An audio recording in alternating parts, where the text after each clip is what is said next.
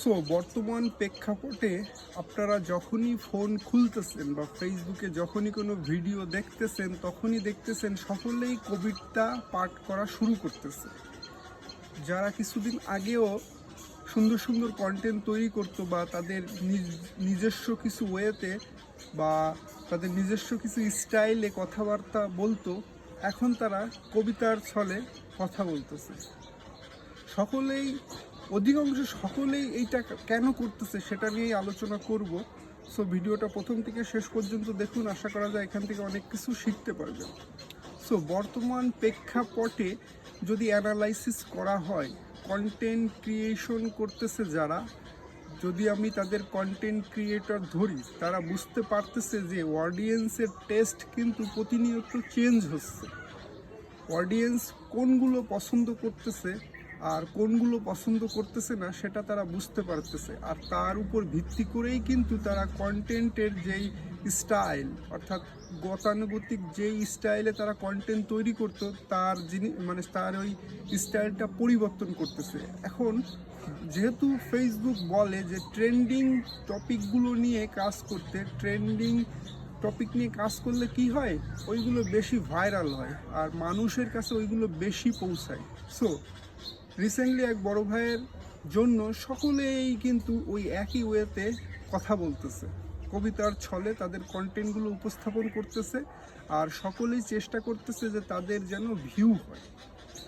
এতে কি হচ্ছে?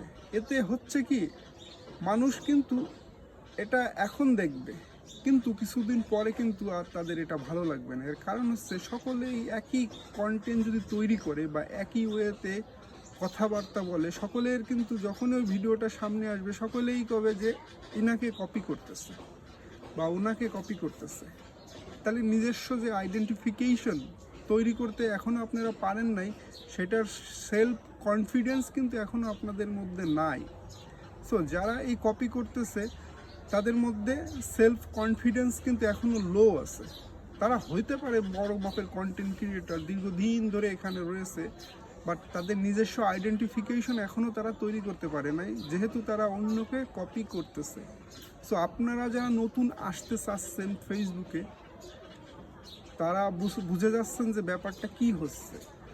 কারণ এখানে টিকে থাকাই হচ্ছে বর্তমান প্রেক্ষাপটে সবচেয়ে বেশি গুরুত্বপূর্ণ, আর নিজের আইডেন্টিফিকেশন তৈরি করা তার মধ্যে অন্যতম গুরুত্বপূর্ণ। একজন আসবে আর ফেমাস হয়ে যাবে আর টাকা ইনকাম করবে, এটা কিন্তু এখন বর্তমান প্রেক্ষাপটে খুব কঠিন। সো ফেসবুকে আসার আগে অবশ্যই আপনাকে ভাবতে হবে আপনি কোন বিষয় নিয়ে কাজ করবেন, আর নিজের যে ইউনিক কন্টেন্ট সেটা যদি আপনি তৈরি করতে পারেন, সেক্ষেত্রে আপনার নামটা খুব সহজেই এখানে রিকগনাইজ করবে সবাই।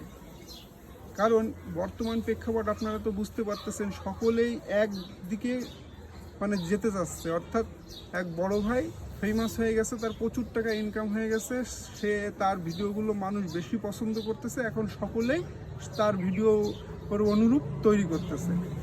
এখন আপনার কাছে হয়তো ভালো লাগতে পারে, অনেক মানুষের কাছে নাও লাগতে পারে।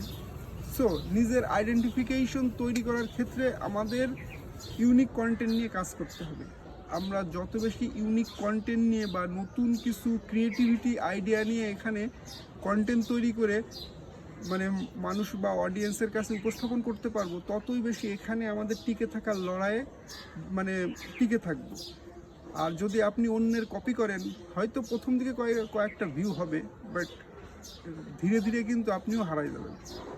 সো আপনি যেন না হারাই যান, আপনি যদি নতুন হন বা নিউ কামার হন, সেক্ষেত্রে আপনাকে অবশ্যই ভেবে চিন্তে মাঠে নামতে হবে। আপনি চেষ্টা করুন এই জায়গাটা ধরে রাখার জন্য, অন্যকে কপি না করে নিজের আইডেন্টিফিকেশন তৈরি করার চেষ্টা করুন। মানুষ যেহেতু বড় ভাই কিন্তু তার নিজের ক্রিয়েটিভিটি দিয়ে বর্তমান প্রেক্ষাপটে এসেছে, আপনিও চেষ্টা করুন আপনার নিজের ক্রিয়েটিভিটি দিয়ে, নতুন কিছু উদ্ভাবনী ক্ষমতা দিয়ে, নতুন কিছু ক্রিয়েটিভিটি আইডিয়া নিয়ে এসে মানুষের সামনে উপস্থাপিত হন। 100% আপনি এখান থেকে সফলতা অর্জন করবেন। কাউকে কপি করে সফলতার মজা আর নিজের ইউনিক আইডিয়া নিয়ে নতুন কিছু উদ্ভাবন করে ক্রিয়েটিভিটি দিয়ে মানুষের সামনে বা অডিয়েন্সের সামনে কন্টেন্ট উপস্থাপন করার মজা কিন্তু একদম টোটালি আলাদা।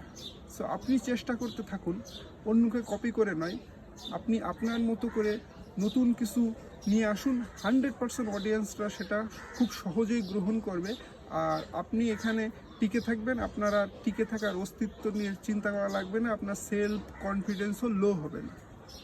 সো আজকের ভিডিওটা যদি সম্পূর্ণ দেখেন, আশা করা যায় আমাদের কি করতে হবে সেই বিষয়ে একটি পরিপূর্ণ আপনারা জ্ঞান অর্জন করেছেন। সো ধন্যবাদ সবাইকে।